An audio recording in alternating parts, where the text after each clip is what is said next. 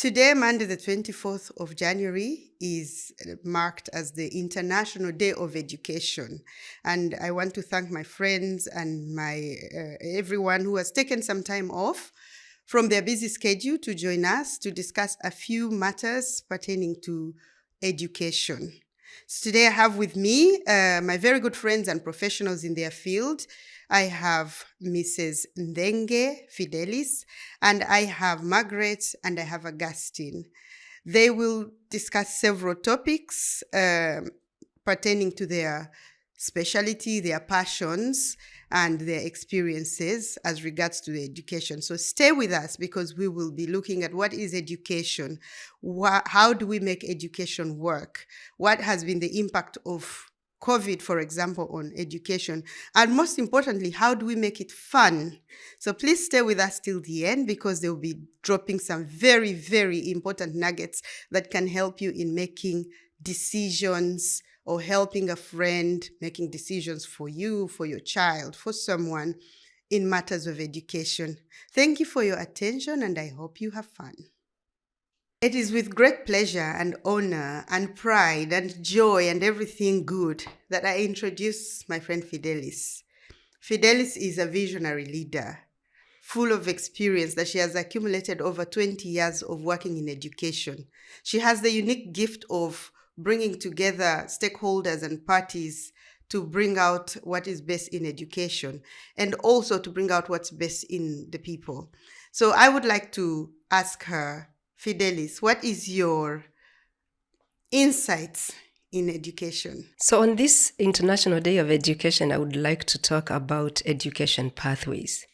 And when we talk about education pathways, it means that we have a choice that we need to make.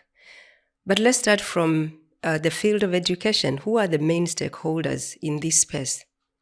Largely, the government still holds the largest space in the field of education. And although governments have invited private providers of education to partner with them in this field, those providers are still highly regulated in many governments. So the state really holds the largest space in the field of education, and this determines a lot what kind of education pathways our kids are going to pursue. So if you think about how many children actually go through private education, it's a small number. Think about our big continent in Africa. Think about Latin America. Even think about Europe. Majority of the children go through public sector education. And even if you think about our tertiary level of education, it's still the government that holds the largest space. But we need to talk about how then do we ensure that we are choosing the right pathway for our kids? And who are really the key decision makers? What field of education our kids will pursue? There are two key stakeholders who really determine the pathway of our kids. And these are the state and the parent. So if parents have no choice to a greater extent, Dr. Mollynn, they will depend on the state in determining the pathway for their children.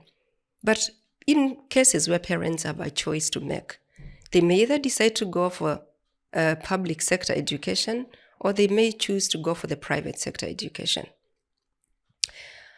So really, the main decision makers are the government or the parents. Now, I'll talk about parents because the main people I wanted to address today on this International Day of Education are parents, because they hold a very, very important decision for their children. Indeed.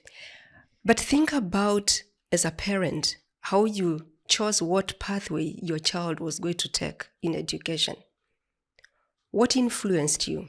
It's very interesting, and from my previous education experience as a head of school, I saw parents being influenced by other parents, by friends, by status, by their job, where they are living at that particular time. And that way, they went ahead and selected a pathway for their child.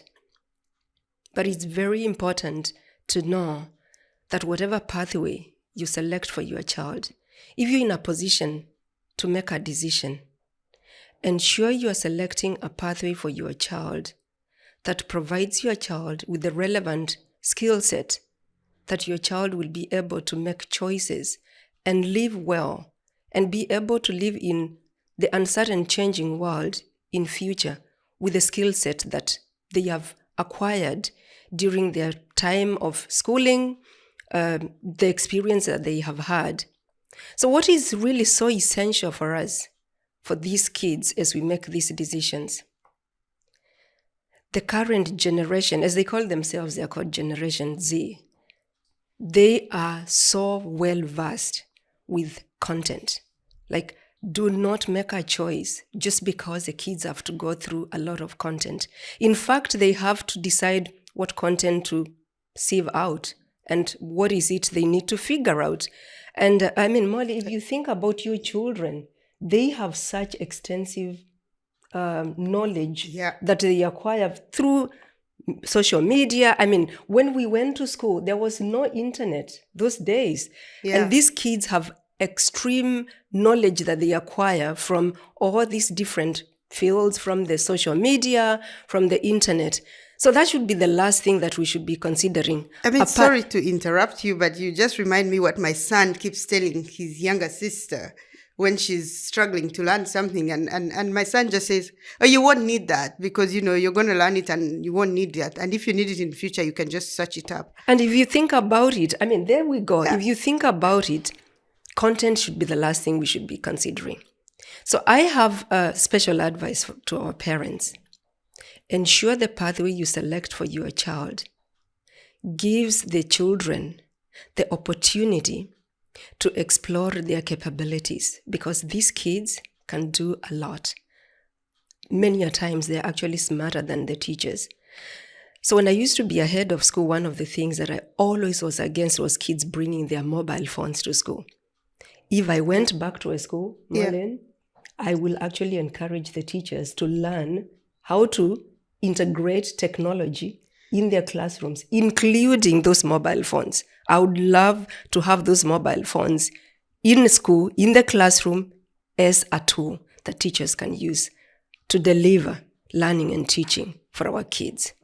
Yeah, that can be controversial, because when you have a lot of people saying children should be off technology, and you have teachers worried how will they control what the child learns and what the child is exposed to while in school. So that's a very interesting angle that you bring in at this point. So you just hit something that I really like to talk about, and that is control.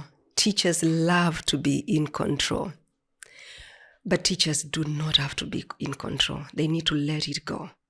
As a teacher, when you realize that in the classroom, you are as much a learner as a student in that classroom, then you are being a great teacher. It is a community of learning that we want to build in schools. And therefore, when a parent goes for an intake in a school, ask these important questions. Because schools like to keep away parents unaware, uneducated in terms of what happens really in the school. Yeah. Ask whether you can sit in a classroom to see how learning happens in the school. And when you make the pathway for your child, ensure that school provides the child with the skill set that is going to prepare them for a world that is volatile.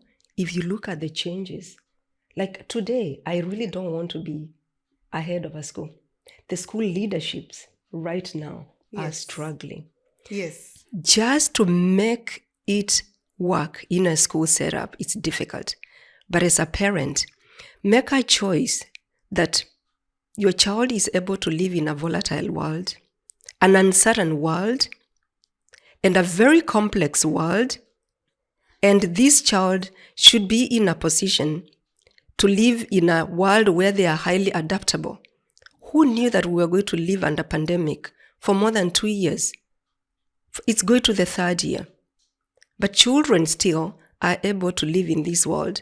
So have we chosen an education pathway that enables our children to live in a highly changing world And therefore, do they have the capability of being highly adaptable?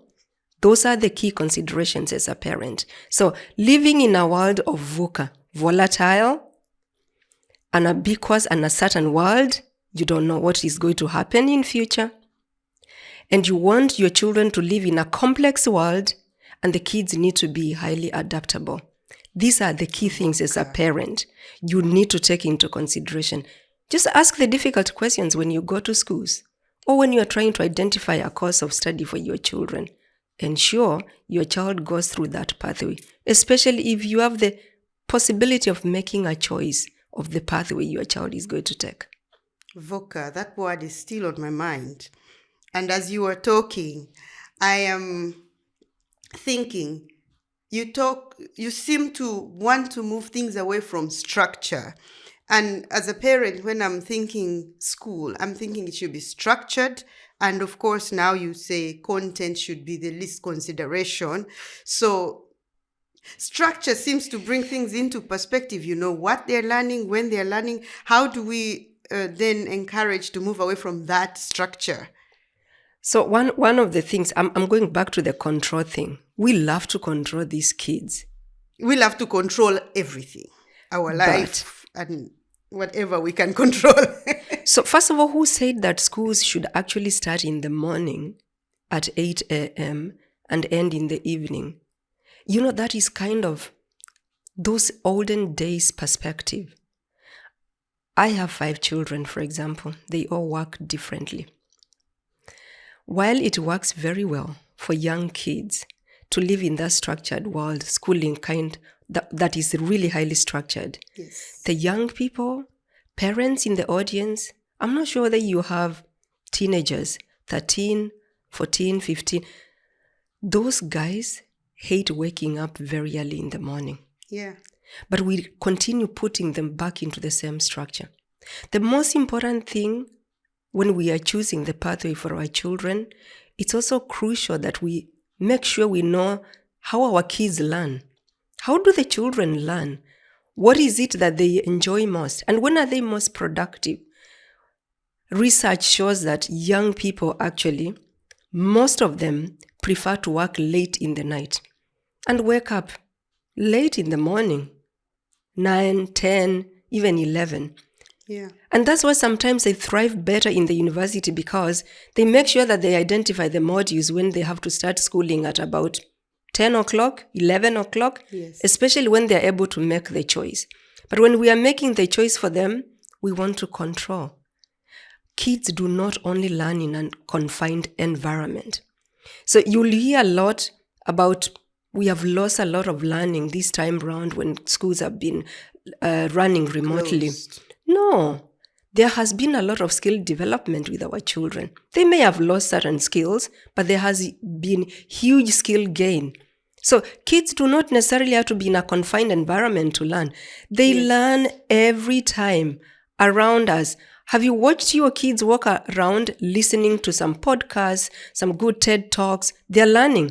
While when we try to go and learn, when we listen to these TED Talks or podcasts, when we cook, we want to replay and replay and replay it again. You have to listen but to not it 4 our young times. people. They learn a lot. They know how to pick that, sieve out that, get that, and construct meaning from it. So when you choose an education pathway for your children, please ensure it is a pathway that is very much aligned with the learning styles of your child. That is what probably brings the challenge and the confusion when we're talking about choosing pathways, because education is supposed to lead you in a certain direction. You're supposed to learn certain things and skills that you will use to be an important person or a useful person or somebody who can make an income. I don't think I had much choice of if I went to medical school or not. It was more like you were going to be a doctor. Also because my dad thought it's really nice to have a doctor in the family, and I just went along with it. But today, I don't think I can force my son to do anything, and I have a bit of a problem with that because I say, I am telling you because I know what's best for you. And he says, no, mommy, I know what's best for me. So that is probably one of the challenges that determines when you're trying to choose education pathways for your child, because I'm choosing what I think is good for them. So, Molly, you talk about something very important there. And it is about you choose what you think is best for your child. Again, I go back to trying to drive our kids to a certain pathway. And we do not even want to find out how good that pathway is for our children. Now, a special advice for our parents, for our decision makers, policy makers. We spend so much time making decisions and policies for these young people, but we do not invite them in those rooms where we are making those decisions. Think about it. It is a life decision when you choose a pathway for your child, and this is going to impact them throughout their life. How about we invite them in those decisions, in making those decisions? We invite them in those discussions. And one of the mistakes we have made over the years is having education policies being influenced by the politics of the day, by the government of the day, or even parents dictating this is a right pathway. When we have to make a decision pathway for our children, if we can, let's discuss it with our children, because it is for them. There is a certain profile we want to see in our young people. We want them to be able to live successfully as a highly adaptable person in the society, in an uncertain world, in a complex world. So if they have to be able to live that way, we need to discuss it with them. So let's invite them in the discussions where we make decisions about their education pathways, where we make decisions about education policies.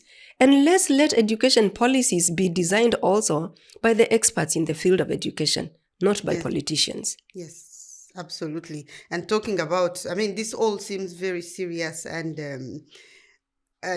all adult-centered and all adult-decided. And it looks like at certain point, the learner got forgotten in this whole discussion. So it's like the learner is actually not part of the discussion. So I want to take this opportunity also to get our focus back to the learner.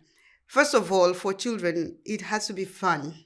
If the learner is going to enjoy learning, because I don't know, like children nowadays are all about fun. I want to enjoy myself, and I say, oh, come on, first focus and then you'll enjoy yourself later.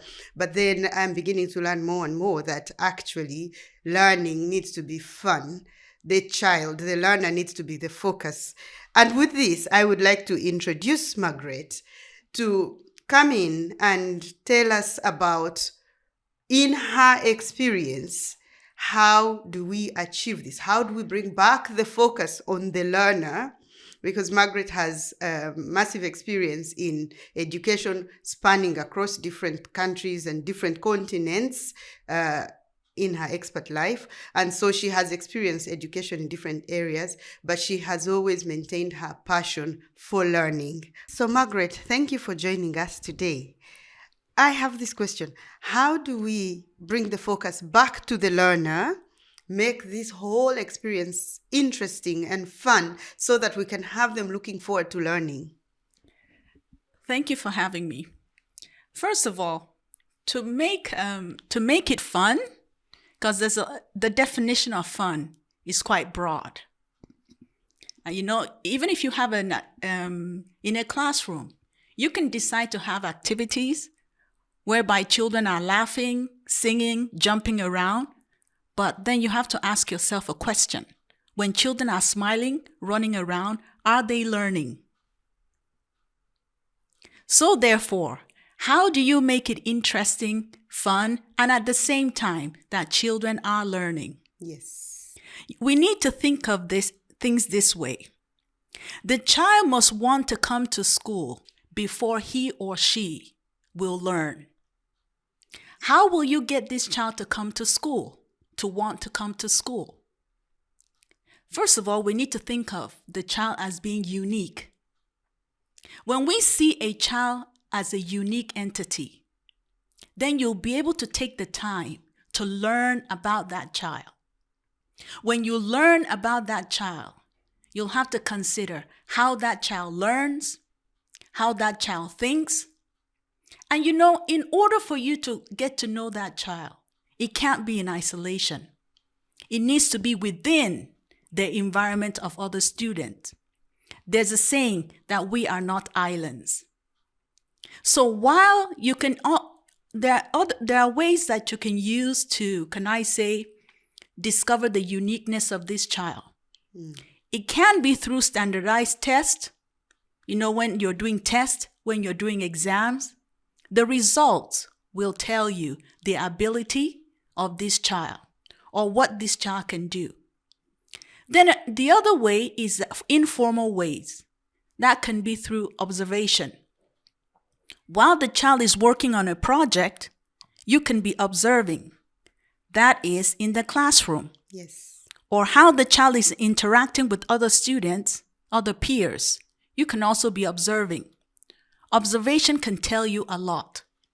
It's not only tests or exams that will tell you something. For instance, by the time you're doing a class activity, maybe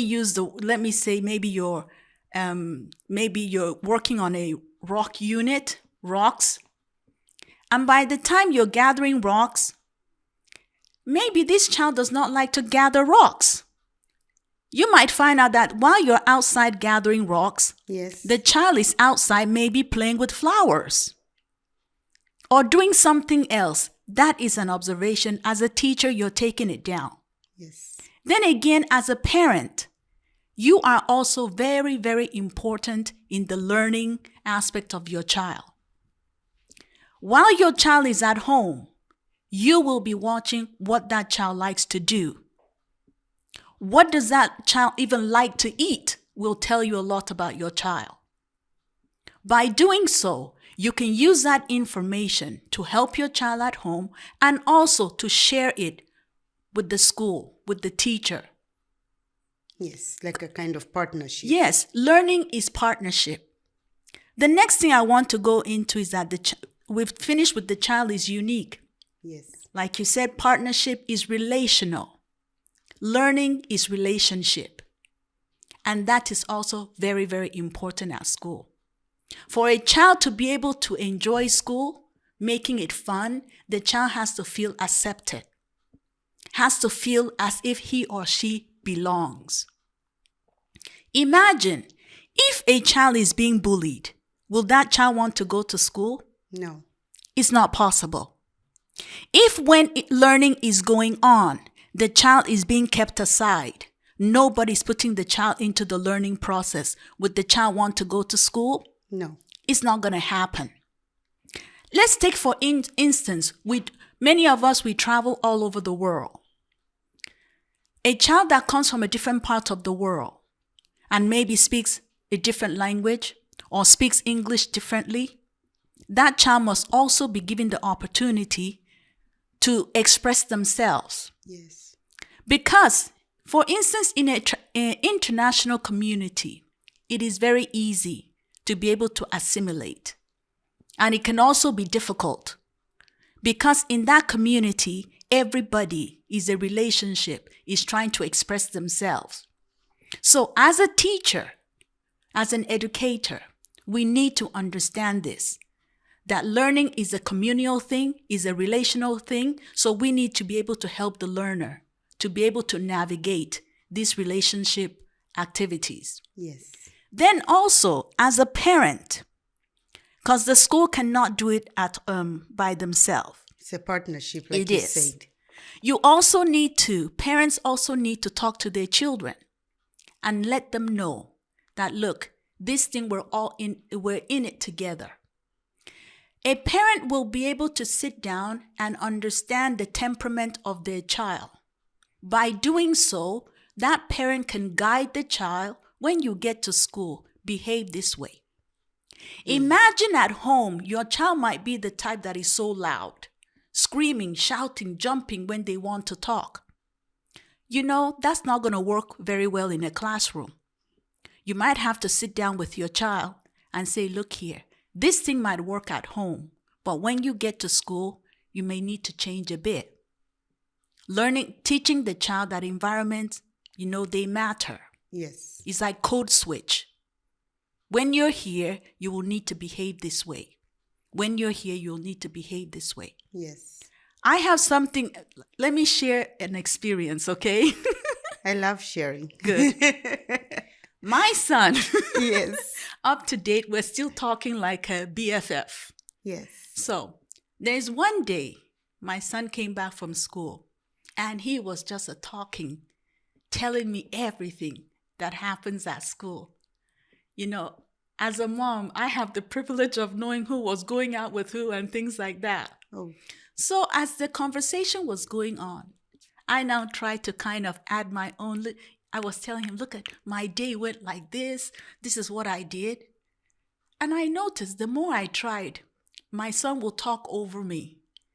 He wanted to say his own, and I kept trying to put in my own. And he will still kind of push it down. After a while, he said, Mom, you know what? I said, what? I've been trying to tell you about my day. He said, no. When I come back from school, it is my turn to talk. And for you to listen. Nice. I said, why? He said, Mom, you won't believe it. At school, I need to behave very straight. Been listening all day. Yes. So when I get home, you listen and I do the talking. I said, oh, okay. That's a lesson for you. Yes. So most of the things that I do at school with my own students is from my children. I learn from my children. I listen to them. That's another way to get children to be able to enjoy school, to make it fun.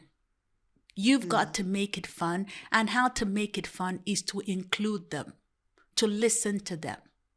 They feel like they're part of the whole process. Yes. Which really brings it back to what Fidelis was saying, that for the most of the time, the children are not included. They're not part of the process. It's the parents, it's the teachers, it's the government. So this kind of turns it around and makes them part of the process. Exactly. Interesting. Both at home and in school. Exactly. Lovely. Thank you. This is really nice. Yes. I'm loving it. Yes. I love to teach with experiences. I share stories a lot because even when a child sees you vulnerable, the child will know that, hey, it is okay. It is okay to be you. And there's this book, for instance, I love stories, so I'm going to tell some more stories. You love stories and books. Yes, that's what books. I know about you, stories and books. There is, this time I was reading to the children, just reading, when teachers read aloud. As I'm reading, all of a sudden I heard, Miss Margaret. I said, yeah? And here's this beautiful little girl, Miss Margaret. I said, what's up? She said, don't you think it's my turn to read now? I looked at this young little girl. I said, what do you mean? She said, you've been reading for far too long. It is my turn now. And you know what? I just said, okay, dear child, you can read. And when she started reading, you can just look at her like a little angel reading. Yes. So a 5-year-old also wants a turn. And without allowing these children to express themselves, to hear them, you'll never know who they are. Yes. And you'll never know what they can do. So they need also to participate. That's how learning becomes really fun. Yes. And also as a teacher in the classroom, the children, you need to help them to be able to build positive relationship. That's what we are there for. It is not only the books. Academics. It's not only the academics. That's the focus. You've got to get good grades. Yes. That's really, if you come home with good grades, I think it takes a bit of adjusting because, sorry to interject, but I have this wonderful story that an experience of a parent who, from being used to a British education, which is all about grades, or a Ugandan education, because I'll talk about that, which was all about grades. You come home with a school report that either you got 50, 90, 100. And then when he started, his child started in the Netherlands, and for the first 2 years, he said, all they do is play in sand. Like every time I go, they're playing in sand. And then when the school report came, they're talking about, oh, she's good at sharing. And it's like, where are the marks? Like, didn't they do a test? You know, you were talking about marks, the grades. They're quite important. I'm going to tell you a little story again. You know, when I was very young at an early age, there's something I noticed at school. The children that had their parents were teachers working in the school, they were always doing good, getting good grades. You know, and I sat down, I looked at this. What's going on? I'm reading as well. I'm a studying. product of a teacher here, but Yes. go ahead. So, what's happening? And I looked at this thing. And these children, during assembly hall, they're always being called on and they're going to read the script. When a dignitary is coming to the school, they will be reading the script. And now look at myself. Which teacher in their right sense is going to pick a student that can't read a line correctly? I wasn't jealous. I looked at these kids and I said, I'm going to be one of them. So do you know what I did? I turned to more reading. There is something about reading, about studying, about trying to get good grades, which they are very important. But understanding how. Understanding is quite important. It's just like reading a book. When you read and read and read, you don't understand. Of what use is it to you? So, laying the foundation of how a child should learn. Learning processes is very important. When the child understands what learning is and how to learn, you'll find out that child will be very happy and very successful. Because doing things with that lack of understanding is not going to get you anywhere. So you went reading. Did it work? Yes. When I now entered into reading, the more I read now, because I sat down after my grandmother told me that, look, you need to understand what you're doing. Are you trying to be popular? Or are you trying to know what it is? You know, are you trying to be smart? Are you trying to be educated in the right way to get wisdom? Or do you just want to be popular? I sat back and I thought about it, that there are, you need to learn with understanding. Yeah. And when I sat back, I didn't just want to be like popular, like those kids. To get called to the front? No. Oh. It's not just to be called to the front now. I wanted to do my best so that when I come out, I too can be able to show somebody the way to go. That, hey, this is how to learn. And when I started doing that, I also became happy. I didn't get like A's and 100%, but I did very, very well as well. And look at me today. Yeah. I went to school more because I said I'm going to get some more secret. I went and learned some more. And today I'm here telling people, look, this is how you're going to learn and make it. And those are the tricks and the tips, the tricks, the strategies I use in my own classroom. Yes. So, because I find that we talk about reading, and I find that kids naturally love to read.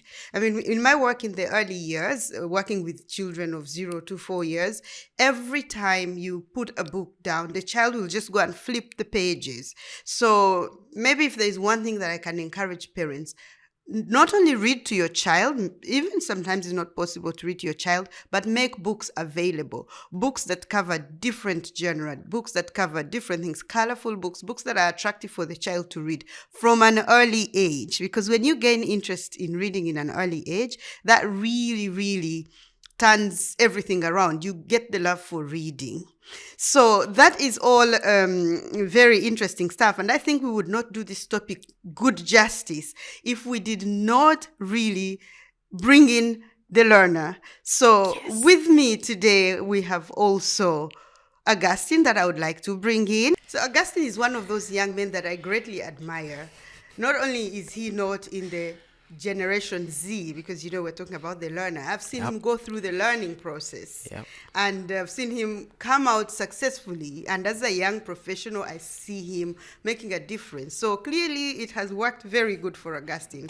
Augustine is currently working in the IB as the community specialist. He'll say what that means, because when I was growing up, you were a doctor, a lawyer, maybe a nurse, a pharmacist. Yeah. There was nothing else. But Generation Z has another way of looking at professions, what the world has to offer. Yeah. And in case you're wondering what Generation there's X. There's and boomer, millennial, and everything millennials. in between. Yes. But in lay terms, these are just children of nowadays. So I want to bring in, bring in Augustine to really share his experience in going through this whole process of learning. Yes. And he has some very interesting nuggets. So please stick with us. Yes, thank you so much, honestly, for having me. I appreciate that. Like Mollynn said, I look after our community. So for the International Baccalaureate, we have some of the most enthusiastic people that I have the pleasure of always talking to.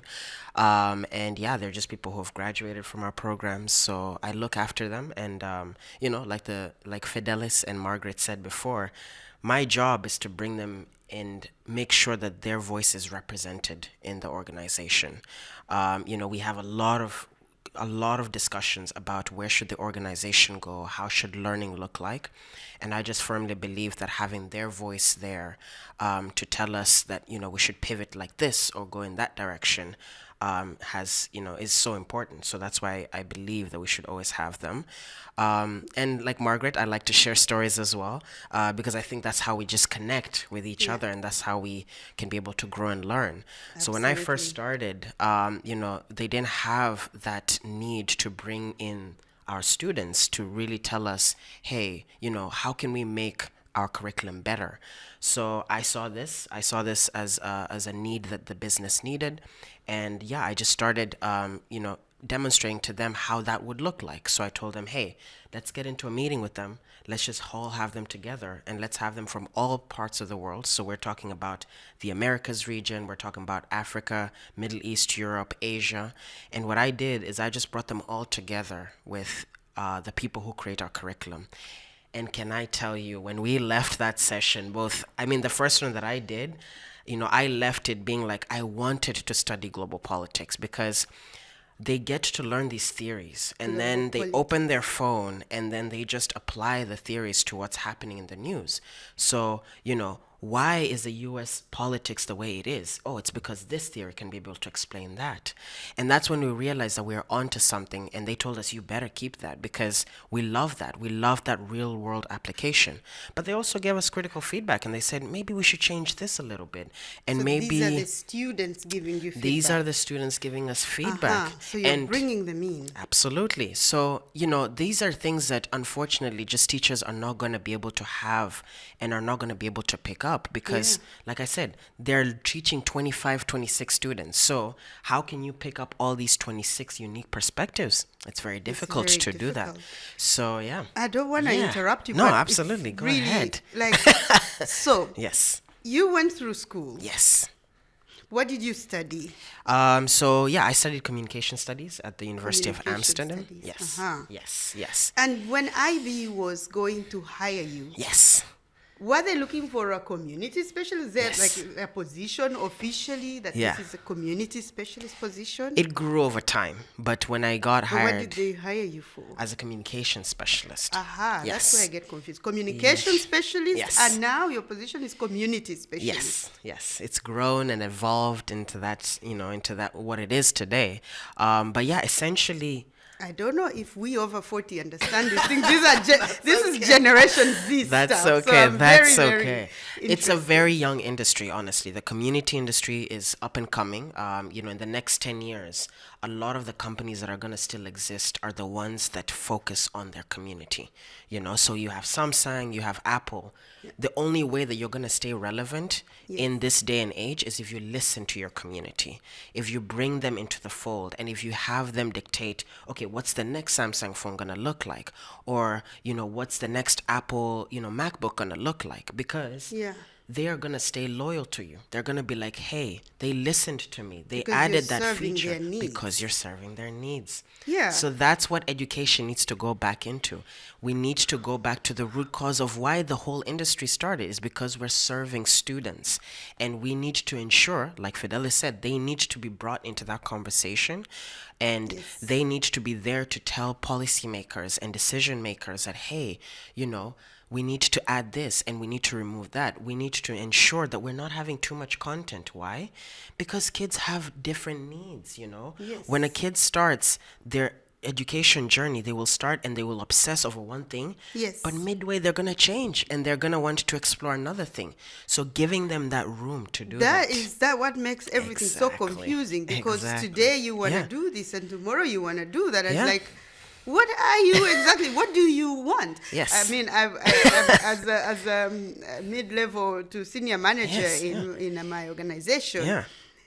I've always find myself saying, how do I motivate these people? Yeah. How do I motivate the workforce? Yeah. What do they want? And those are Yeah. probably the questions that involvement, having a community specialist Absolutely. probably digs into and answers. Absolutely. That's what I do every single day. I look at our community and I say, okay, how can we best serve you?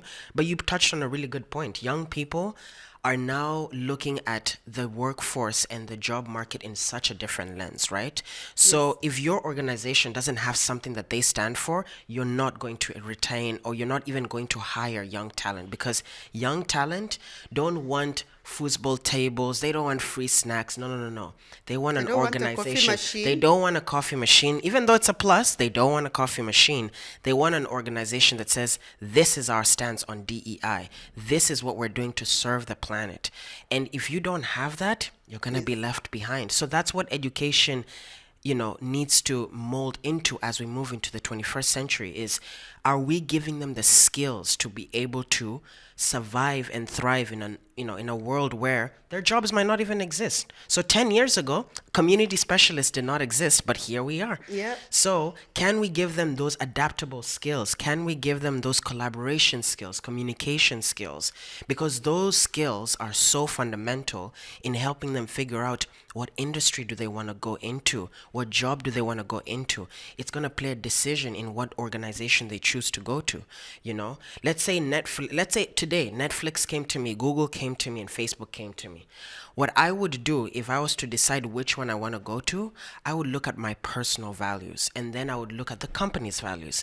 Is there a match? The one that has the closest to 100% match is the company that I would go for, and that's what students need.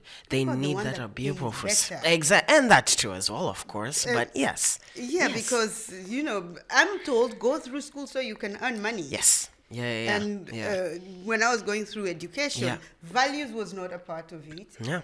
Talking about what do I stand for? What did I stand for? These are very new things. Yeah, So yeah. you're bringing a whole new perspective Yes. to this discussion. Yeah. And I kind of not feel sorry for, but I'm Yeah. happy that a parent who is now Yes. trying to raise a Generation Z Yes. or whatever the next one will be called Yes. really needs to dive deep into these things. And I think we'll be talking about this more in another discussion. So please, Absolutely. I'll keep your Absolutely. number and Of course. and as a community Yes. builder, when I call you, please come. Yes, absolutely. Yes, interesting. Yes, yeah. So yeah, just my part and take is listen. That's what I would say. Yes, you heard him right. Listen. I think that's like the most important thing that we can take away at this moment, listening to your community. So we've come full circle in this discussion, and I would really like to thank everyone who has taken their time to really talk about it. And like Fidelis has said, knowing that the majority of influencing the decisions that we're going to make about education pathways is from government, from parents, and from friends. Now we need to know that we need to bring the learner into the discussion. We need to determine how the pathway we are choosing is going to influence the child and how the child is going to experience it and what they're going to become, so that they are getting the skills to be who they want to be, because the jobs they're likely to do are probably not yet in existence. Like we have the community builder jobs that didn't exist 10 years ago. And like Margaret said as well, really bringing in the learner, making sure it's fun and building the foundations for education.